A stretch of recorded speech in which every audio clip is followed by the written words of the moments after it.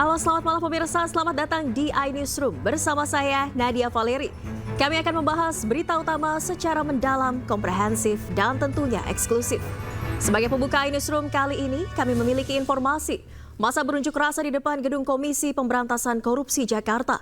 Mereka menuntut penangkapan buron kasus suap Harun Masiku.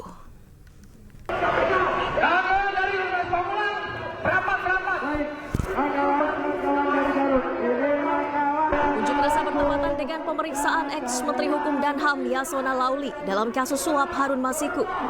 Melalui pengeras suara dari mobil komando, massa meneriakkan tuntutan agar KPK segera menangkap Harun Masiku yang telah buron selama hampir 5 tahun. Massa juga meminta agar pihak-pihak yang diduga turut melindungi Harun Masiku di proses hukum.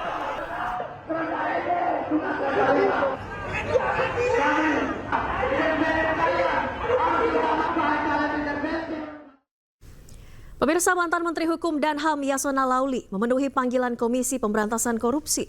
Yasona diperiksa terkait kasus suap dengan tersangka mantan calon anggota legislatif DPR Harun Masiku yang hingga kini masih buron.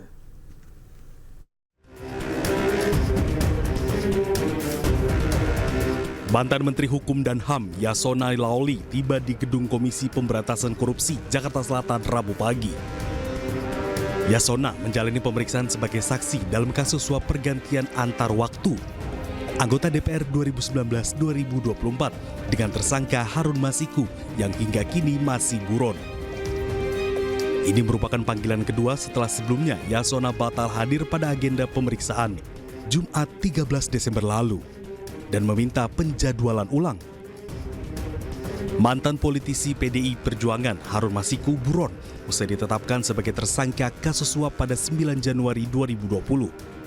Harun Masiku menyuap Komisioner KPU Wahyu Setiawan senilai 1,5 miliar rupiah agar dirinya menjadi anggota DPR melalui mekanisme pergantian antar waktu PAW.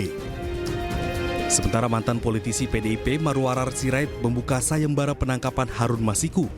Ia bahkan menawarkan imbalan dari uang pribadinya sebesar 8 miliar rupiah. Harun Masiku itu siapa sih, kok bertahun-tahun nggak bisa ditangkap?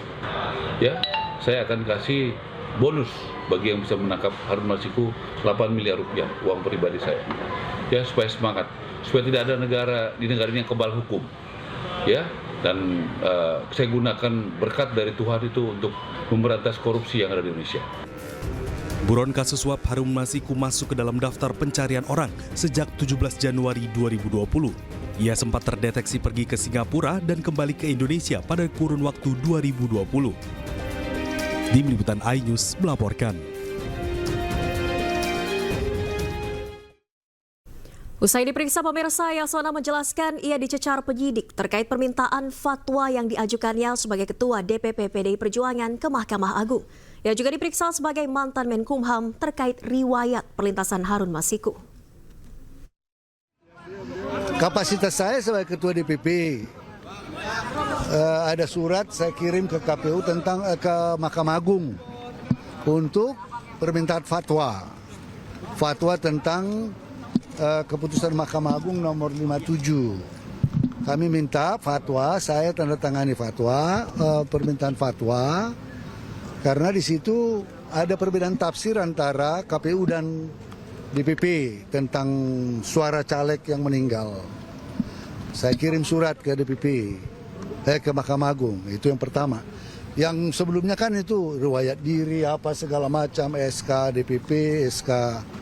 Biasalah itu formalitas, tapi inti pokoknya sebagai Ketua DPP, ya, sebagai Ketua DPP, saya mengirim surat permintaan fatwa ke Mahkamah Agung, ya, karena waktu proses pencalekan itu terjadi tafsir yang berbeda setelah ada judicial review, ada keputusan Mahkamah Agung nomor 57 ya, 57, kemudian DPP mengirim surat tentang penetapan caleg, ya. Kemudian KPU tidak menanggapi berbeda. Kemudian kita minta fatwa kepada Mahkamah Agung. Mahkamah Agung membalas fatwa tersebut, ya, sesuai dengan pertimbangan hukum, supaya ada pertimbangan hukum tentang diskresi partai dalam menetapkan calon terpilih. Itu. Yang kedua, Ya, yang kedua adalah kapasitas saya sebagai menteri. Saya menyerahkan tentang perlintasan Harun Masiku.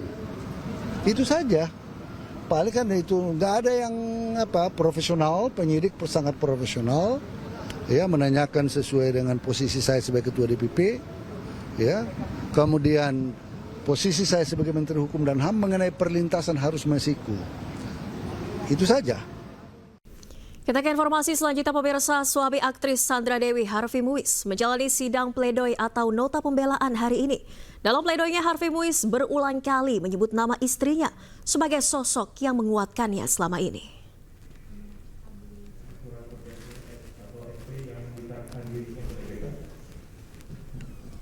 Suami aktris Sandra Dewi, Harvey Muiz, membacakan sendiri pledoi atau nota pembelaan dirinya di Pengadilan Tipikor Jakarta. Dalam pembelaannya, Harvey berulang kali menyebut nama istrinya dan mengungkapkan pesan agar tetap bertahan menghadapi masalah yang menimpanya. Sambil menahan tangis, Harvey menekankan peran Sandra Dewi dalam menguatkan dirinya saat menjalani proses hukum. Dalam pledoinya, Harvey juga sempat menyangkal keterlibatannya dalam dugaan korupsi timah. Pada persidangan sebelumnya, Harvey dituntut hukuman penjara selama 12 tahun dan denda sebesar 1 miliar rupiah, subsidi 1 tahun kurungan. Sumpah yang kami ucapkan 7 tahun lalu untuk saling menjaga pada saat susah maupun senang.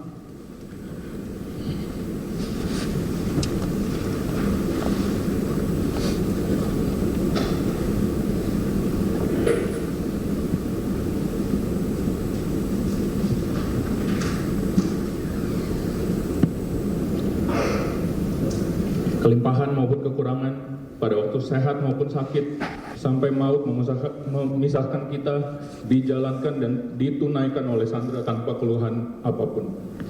Kita pikir kita kuat, Yang Mulia. Pemirsa, KPK menggeledah kantor Bank Indonesia terkait kasus dugaan korupsi dana Corporate Social Responsibility atau CSR Bank Indonesia. Dalam kasus ini, KPK telah menetapkan 2 orang sebagai tersangka. Tim penyidik KPK menggeledah sejumlah ruangan di kantor BI pada Senin malam hingga Selasa dini hari 16 hingga 17 Desember. Penggeledahan dilakukan atas kasus dugaan korupsi dana Corporate Social Responsibility atau CSR Bank Indonesia. Penggeledahan berlangsung selama 8 jam. Salah satu ruangan yang diperiksa adalah ruang kerja Gubernur Bank Indonesia, Peri Warjio. Dari kantor Bank Indonesia, KPK mengamankan sejumlah dokumen. Tentunya kita akan ungkap semuanya, fakta-fakta ini, bagaimana keputusannya, siapa yang mengambil keputusan, perencanaannya CSR ini bagaimana, siapa-siapa yang menerima. Nah, itu yang kita dalami sekarang. Ada dugaan ya, ada dugaan selain ke BI ada tempat-tempat lain. Nanti kita akan barang bukti yang berkumpul apa Pak saat ini Pak? Beberapa dokumen ya kita temukan, beberapa barang-barang kayak alat bukti elektronik kita juga amankan, dokumen terkait ya berapa besaran CSR-nya, siapa-siapa yang menerima dan sebagainya, tentunya itu yang kita cari. Sementara itu, Bank Indonesia membenarkan penggeledahan yang dilakukan oleh KPK terkait dugaan korupsi dana CSR. Gubernur Bank Indonesia menjamin akan bersikap kooperatif dengan mematuhi hukum yang berlaku. 1. Bahwa benar pada Senin malam 16 Desember 2024 Bank Indonesia menerima kedatangan KPK di kantor pusat Bank Indonesia, di mana kedatangan KPK ke Bank Indonesia tersebut untuk melengkapi proses penyidikan terkait dengan penyalahgunaan pemanfaatan CSR. Dugaan adanya penyalahgunaan dana CSR di Bank Indonesia mulai diselidiki oleh KPK sejak September lalu. KPK menduga dana CSR digunakan untuk kepentingan pribadi. Tim Liputan iNews melaporkan. Pemirsa, tim Komisi Disabilitas Kejati NTB dan penyidik Polda NTB memeriksa ruangan di Lembaga Pemasyarakatan Lombok Barat. Pemeriksaan dilakukan menjelang penahanan Agus Difabel atau IWS, tersangka tindak pidana pelecehan seksual.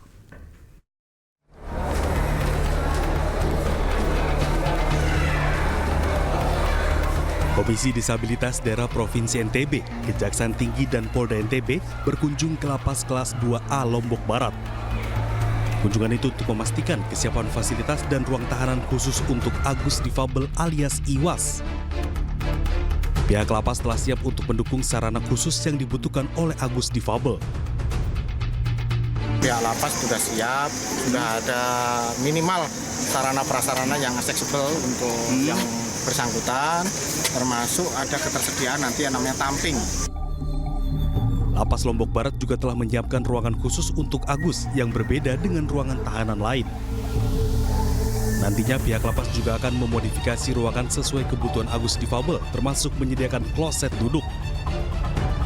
Nah, nanti sambil berjalan nanti karena fasilitas yang ada kloset duduk, nanti kalau memang yang bersangkutan tidak bisa menggunakan kloset itu, nanti kita juga akan memfasilitasi kebutuhan dia apabila dia membutuhkan saya modifikasi. Polda NTB dan Kejati NTB dalam waktu dekat akan melimpahkan kasus ke pengadilan. Dari Lombok Barat, NTB, Muzakir, iNews melaporkan. Ya pemirsa, penetapan Agus Buntung sebagai tersangka pemerkosaan menuai sorotan. Meski tidak punya tangan, Agus dinilai tetap bisa memperkosa korban dengan mengancam dan melakukan intimidasi.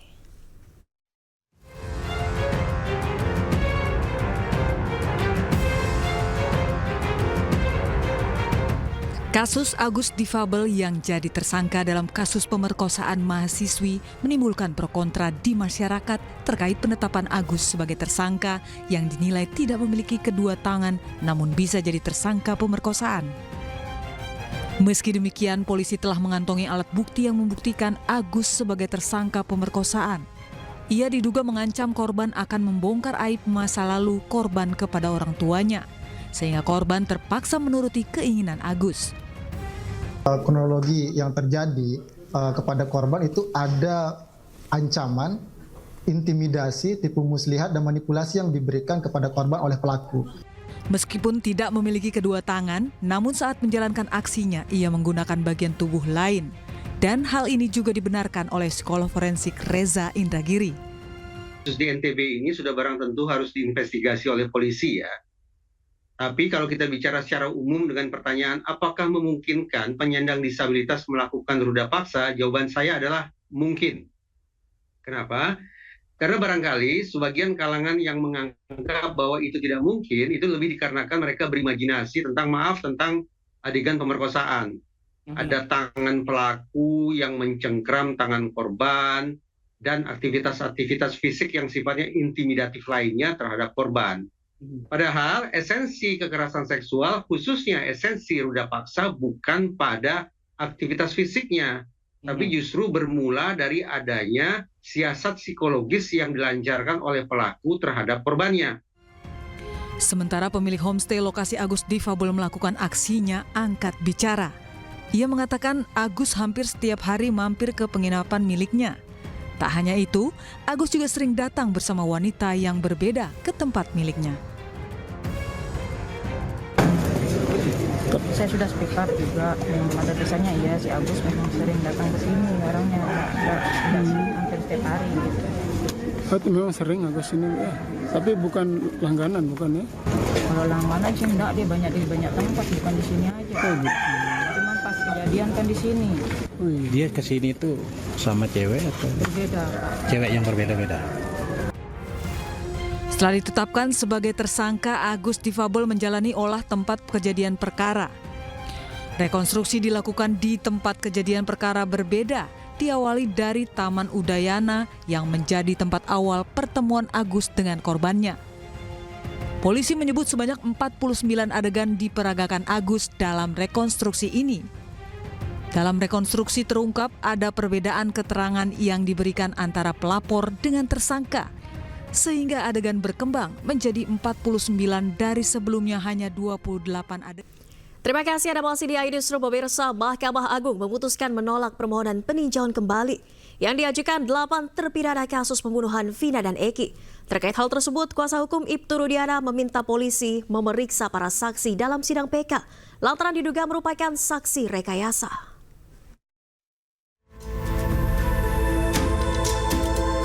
Dalam putusannya, Mahkamah Agung menolak permohonan peninjauan kembali yang diajukan 8 terpidana kasus pembunuhan Vina dan Eki di Cirebon, Jawa Barat 2016 silam.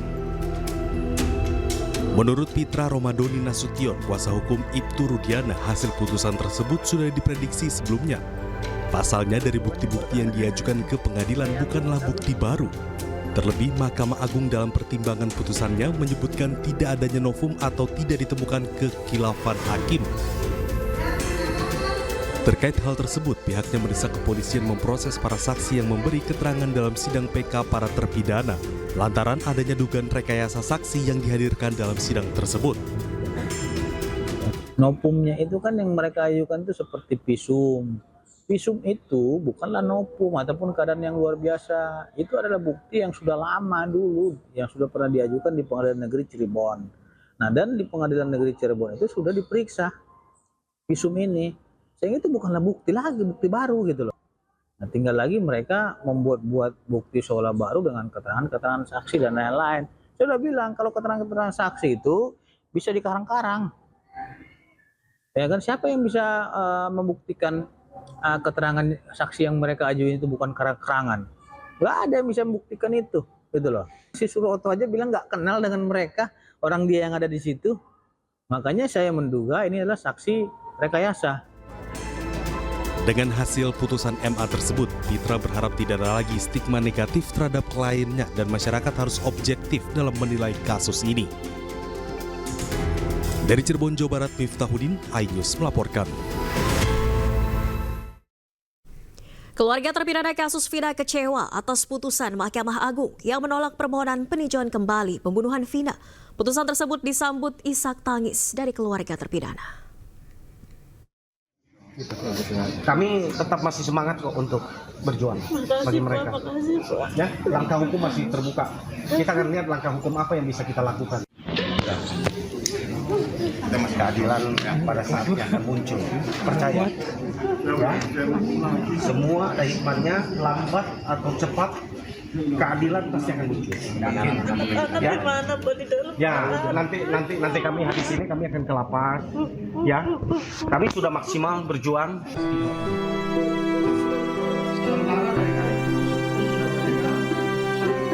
Suasana haru terjadi saat seluruh keluarga 7 terpidana kasus kematian Vina dan Eki di Cirebon mendengarkan putusan Mahkamah Agung. Keluarga terpidana tak bisa menyembunyikan kesedihan setelah Mahkamah Agung menolak upaya peninjauan kembali yang sudah dilakukan dalam sidang beberapa bulan lalu. Salah satu keluarga terpidana bahkan sempat histeris dan seakan tidak percaya terhadap putusan ini.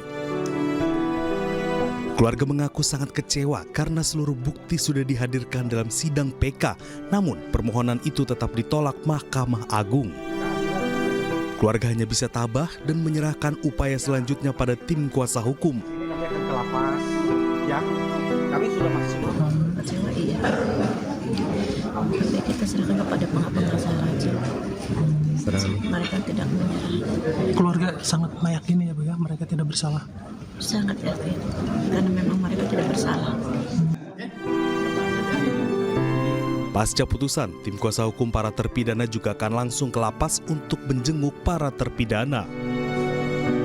Oh, sekarang kami mau ke lapas. Sekarang kami mau ke lapas. Menguatkan mereka ya.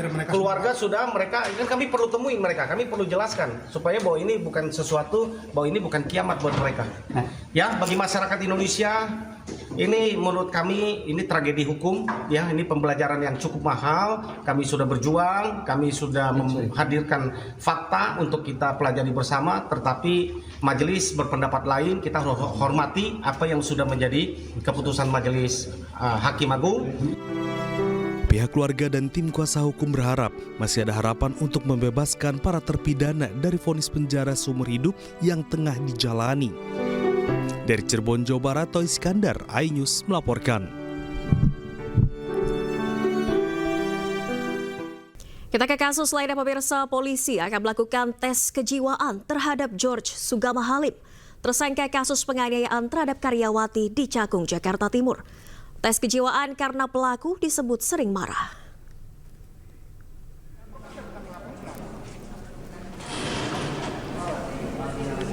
Bang, jangan maju, Bang.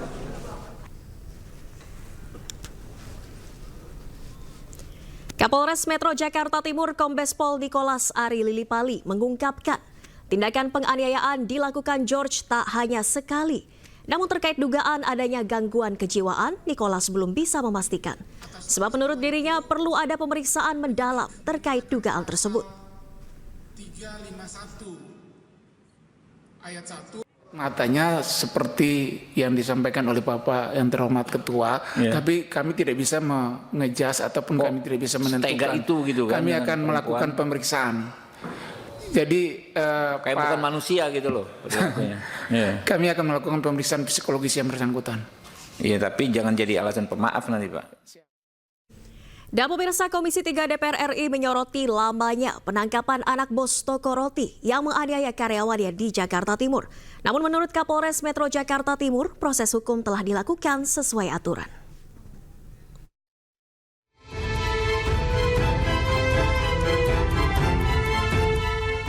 Komisi 3 DPR RI menyoroti penanganan kasus penganiayaan anak bos toko roti terhadap karyawannya di kawasan Jakarta Timur. Dalam rapat dengar pendapat Komisi 3 dengan Kapolres Metro Jakarta Timur, anggota Komisi 3 DPR RI menyoroti lamanya penangkapan pelaku. Padahal menurut anggota Komisi 3, Rikwanto, pelaku aniaya korban pada 18 Oktober 2024. Kenapa kasus yang tanda petik sederhana seperti itu, lukanya ada, saksinya ada, barang buktinya ada, kemudian TKP-nya juga ada, lengkap, ya, dan lain sebagainya, termasuk videonya juga ada, kok sampai 2 bulan begitu. Saya tadi lihat penyelidikannya hampir 1 bulan, terus penangkapannya hampir 1 bulan juga, itu pun setelah viral. Nah ini jadi catatan juga, seharusnya itu bisa lebih cepat lagi ya. Kalau saya berpikir sebagai anggota Polri dahulu, kalau kita fokus kejadian itu langsung ditangani, 3 sampai seminggu itu, 3 hari sampai seminggu selesai itu. Dalam rapat dengar pendapat ini, Kapolres Metro Jakarta Timur juga menjelaskan kronologi laporan yang diterima hingga penyelidikan kasus penganiayaan. Kapolres menjelaskan penyelidikan telah dilakukan sesuai dengan prosedur yang berlaku. Kami mohon maaf apabila dalam penanganan kami ada hal-hal yang kurang ataupun tidak layak kami lakukan, dan kami mendasari proses penyidikan ini sesuai dengan SOP yang berlaku di dalam proses penyidikan tindak pidana yang berada di Polri sesuai dengan Perkap dan Perkab Barreskrim. Kini pelaku telah ditetapkan sebagai tersangka. Anak bos toko roti tersebut ditangkap saat menginap di sebuah hotel di Sukabumi, Jawa Barat. DPR menyebut akan mengawal kasus ini hingga tuntas.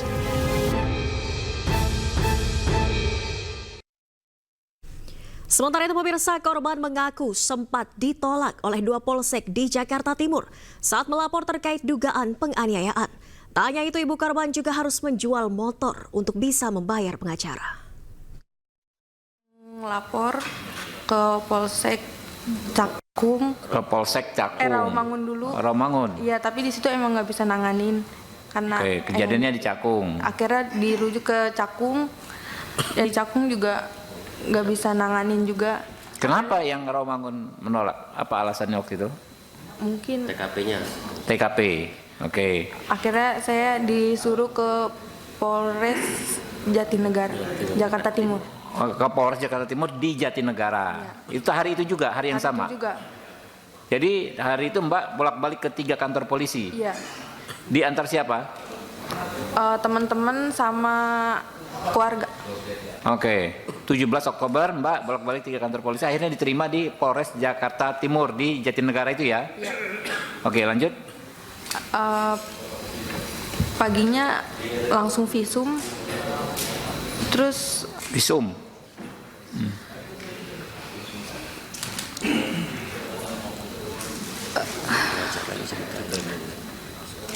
ada cerita juga yang tentang pengacaranya. Saya sempat dikirimin pengacara dari pihak pelaku. Tapi awalnya saya nggak tahu kalau itu dari pihak pelaku. Dia ngakunya dari LBH, utusan dari Polda. LBH utusan dari Polda? Iya, dia ngakunya. LBH apa? Disebutin aja mungkin. Kurang tahu. Dia ngomong itu aja. Oke, ngakui dari LBH ya, tapi Mbak belakangan tahu itu dari pelaku. Gitu. Awalnya nggak tahu. Oke. Terus pas pertemuan di Polres pengen BAP, di situ dia ngasih tahu kalau dia disuruh sama bos saya. Siapa namanya? Absya. Nama pengacaranya? Nama pengacaranya? Enggak. Pengacaranya siapa namanya? Bosnya siapa namanya? Pengacaranya saya nggak tahu namanya. Iya, nama bos Anda siapa? Linda. Oh, Bu Linda ya. Nah, makanya namanya itu Linda apa ya? Linda. Oke, lanjut. Terus akhirnya mama saya ganti pengacara. Di situ pengacara yang keduanya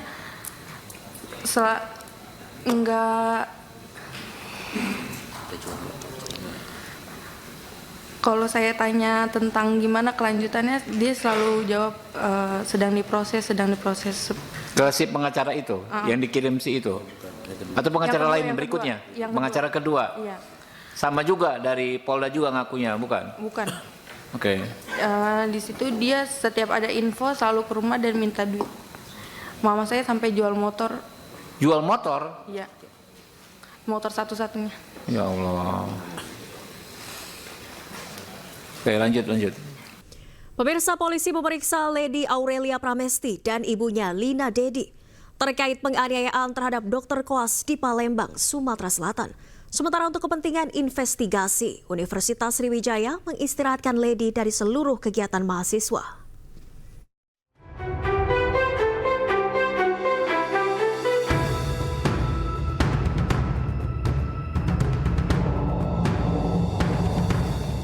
Usai dimintai keterangan oleh polisi, Dr. Koas Lady Aurelia Pramesti berlari ke arah mobil menghindari rekan media untuk dimintai keterangan. Lady dan ibunya mendatangi Polsek Ilir Timur 2 Palembang untuk diperiksa sebagai saksi kasus penganiayaan Dr. Koas yang dilakukan supir mereka. Keduanya dicecar dengan 35 pertanyaan seputar awal kejadian dan penyebabnya. Ibunda Lady, Sri Meliana atau Lina Dedi, meminta maaf kepada korban Ananda Lutfi atas penganiayaan yang dilakukan supir mereka Fadila alias Datuk yang kini sudah ditetapkan sebagai tersangka dan ditahan. Saya atas nama pribadi dan keluarga memohon maaf yang sebesar-besarnya kepada Ananda Lutfi beserta orang tua atas kejadian pemukulan yang dilakukan supir saya atas nama Fadila, dan saya juga mohon maaf yang sebesar-besarnya kepada kedua orang tua Lutfi atas kejadian ini. Sementara itu, Universitas Sriwijaya terus mendalami insiden pemukulan terhadap salah satu dokter koasnya. Tim investigasi internal pun terus bergerak untuk mencari data tambahan. Korban pemukulan Lutfi dan pelaku, Lady juga telah diperiksa oleh Satgas Unsri. Kini keduanya diistirahatkan oleh universitas untuk mempermudah proses investigasi. Dan Lutfi sekarang masih statusnya mahasiswa Unsri semua. Keduanya masih status aktif. Masih membantah isu yang diskors katanya Pak. Skor itu belum diputuskan. Belum ada keputusan tentang skorsing karena kita akan mengkaji apakah ada pelanggaran etika akademik dalam hal ini. Begitu. Apabila terdapat pelanggaran itu seperti apa? Pasti sesuai dengan buku pedoman, Pak. Apa Pak? Ya. Apa pedoman Pak? Salah satunya bisa mulai dari peringatan lisan, peringatan tertulis, skorsing, bahkan pemberhentian. Sebelumnya, kasus penganiayaan mahasiswa koas viral di media sosial. Pertikaian dipicu oleh masalah jadwal piket jaga akhir tahun. Ibu Lady Sri Meliana dan supirnya menemui koordinator koas Lutfi untuk membicarakan jadwal piket anaknya. Perbincangan pun memanas. Lutfi dinilai tidak merespon permintaan agar jadwal Lady diganti. Fadila, supir Ibu Lady pun emosi dan memukul Lutfi. Kini Fadila ditetapkan sebagai tersangka. Hukuman penjara maksimal 5 tahun pun menanti pelaku. Tim Liputan iNews melaporkan. Hampir sepekan pemirsa, permukiman warga di Muara Angke, Penjaringan, Jakarta Utara terendam banjir pasang laut dengan ketinggian 50 cm hingga 1 meter. Akibatnya warga terpaksa beraktivitas di tengah banjir dan banyak warga terserang penyakit.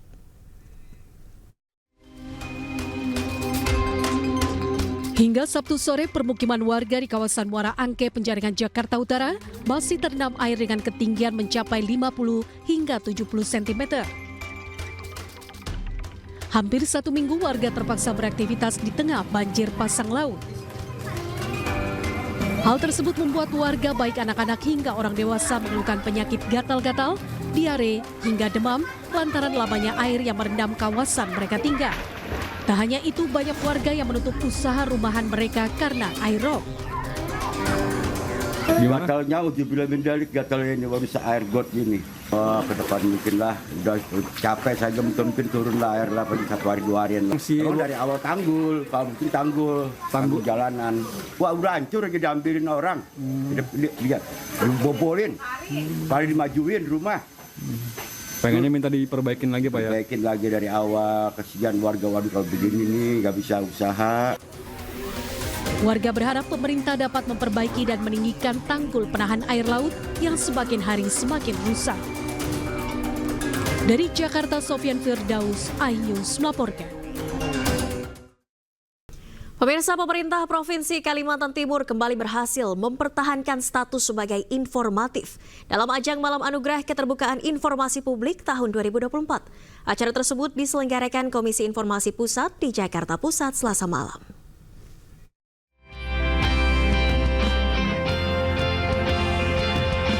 Provinsi Kalimantan Timur kembali meraih gelar dalam kategori informatif untuk pemerintah provinsi dalam ajang Malam Anugerah Keterbukaan Informasi Publik tahun 2024 di Ballroom Hotel Movenpick, Jakarta Pusat.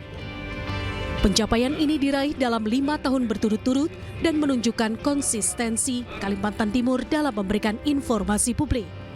Acara tahunan ini bertujuan untuk memantau dan mengevaluasi kepatuhan badan publik terhadap keterbukaan informasi sesuai dengan amanat Undang-Undang Nomor 14 Tahun 2008. Visi besar pengembangan keterbukaan informasi adalah mewujudkan masyarakat informasi yang maju, cerdas, berkepribadian Pancasila, serta penyelenggaraan negara yang baik, bersih, dan akuntabel. Saya cukup bangga 4 tahun terakhir dan ini tahun kelima Provinsi Kaltim masuk di kategori informatif. Itu yang jauh lebih penting, bahwa Kaltim sudah terbuka sejak 5 tahun yang lalu dan ini tahun kelima kami informatif ya. Peringkat memang turun naik ya, mungkin provinsi lain naik lebih banyak. Bagi kami itu bagian dari untuk memacu dan memotivasi kami untuk tahun depan lebih baik. Dalam ajang tahunan ini sebanyak 160 badan publik dari 363 badan publik yang dievaluasi oleh Komisi Informasi Pusat dinilai kurang informatif dan tidak informatif. Sementara itu 162 badan publik dinilai memenuhi kualifikasi informatif yang terdiri dari 35 perguruan tinggi negeri, 36 badan usaha milik negara, 8 lembaga non-struktural, 26 lembaga negara, dan lembaga pemerintah non-kementerian, serta 22 pemerintah provinsi dan 4 partai politik. Dari Jakarta, Rizky Ikhwal, Rama Romadona, iNews melaporkan. Pemirsa, Wakil Presiden RI Gibran Rakabuming Raka menegaskan komitmennya untuk memastikan perayaan Natal berjalan dengan aman, nyaman, dan penuh sukacita. Gibran pun meminta jika prosesi ibadah misa dan perayaan Natal dipersulit, bisa melaporkan ke TNI Polri dan dirinya. Dan di sini salah satu penekanannya adalah beliau, Bapak Presiden, ingin seluruh lapisan masyarakat dapat menjalankan ibadah Natal dan Tahun Baru dengan aman, penuh sukacita, kebaikan, dan rasa nyaman. Jika ada yang dipersulit saat menjalankan misa Natal, perayaan Natal, segera laporkan ke kepolisian, TNI, pemerintah daerah, atau bisa langsung ke saya. Terima kasih Anda masih di iNewsroom. Pemirsa, terpidana mati kasus narkoba Mary Jane Veloso tiba di Manila, Filipina pada Rabu dini hari waktu setempat. Mary Jane sebelumnya diterbangkan dari Bandara Soekarno-Hatta, Tangerang, Banten.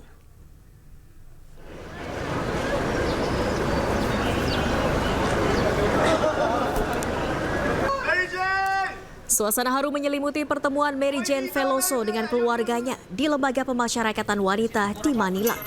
Mary Jane akhirnya kembali ke negara asalnya setelah 15 tahun di penjara di Indonesia. Mary Jane kini berharap dan menunggu pengampunan dari negeri lumbung padi ini. Perempuan berusia 39 tahun ini sebelumnya ditangkap dan divonis hukuman mati pada tahun 2010 setelah koper yang dibawanya berisi 2,6 kg heroin.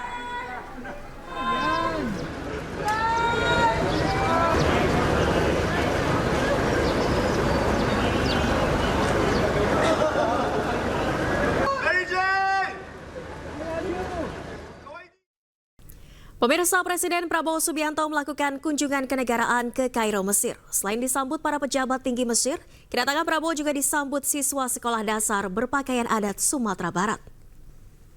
Dan pemirsa, informasi yang akan hadir ini sekaligus menutup kebersamaan kita di iNewsroom hari ini. Jangan lupa cuplikan tayangan berita iNews dapat Anda saksikan di kanal YouTube @officialinews. Saya Nadia Valeri beserta kerabat kerja yang bertugas pamit undur diri. Terima kasih, selamat malam dan sampai jumpa.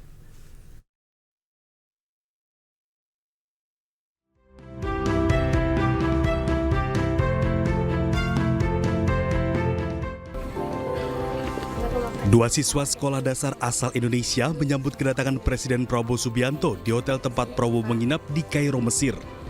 Keduanya siswa yang tengah mengenyam pendidikan di Kairo ini kompak mengenakan pakaian adat Sumatera Barat. Bapak Presiden, selamat datang di Kairo. Kami siswa sekolah Indonesia Kairo. Saya Keisan, saya Iva. Umur berapa? 11 tahun. Kamu? 10 tahun. Terima kasih. Terima kasih. Oh, ini untuk saya. Terima kasih. Terima kasih. Wah, bangga banget, senang gitu. Terus ya gitu, pokoknya seneng deh gitu. Bangga pada diri sendiri sama saat ketemu dengan Pak Prabowo. Seneng karena seumur-umur hidup baru ketemu Presiden, pejabat tangannya. Kehadiran Prabowo juga disambut antusias sejumlah mahasiswa Indonesia yang tengah mengenyam pendidikan di Kairo. Luar biasa, deg-degan, parah. Serius, apalagi dari kemarin kita ya. Ambil dari kemarin.